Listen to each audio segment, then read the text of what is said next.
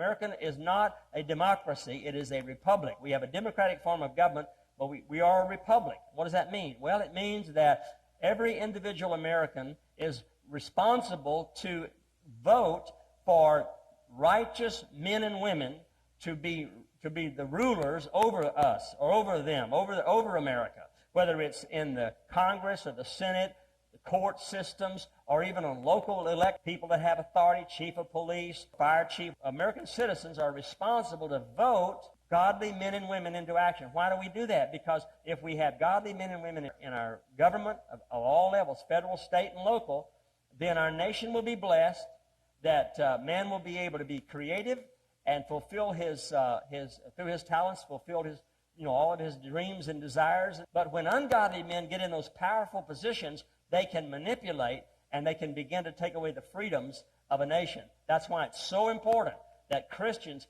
don't divorce themselves from politics.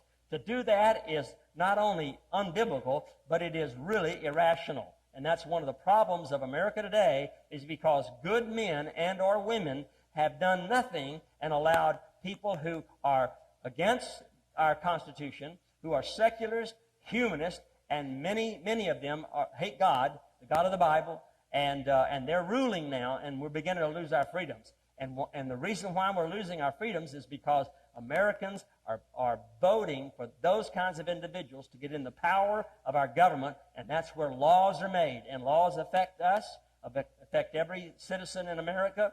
And someone says, well, you can't legislate morality. That is the most unintelligent, ridiculous statement that anybody could make, because every law has to do with morality.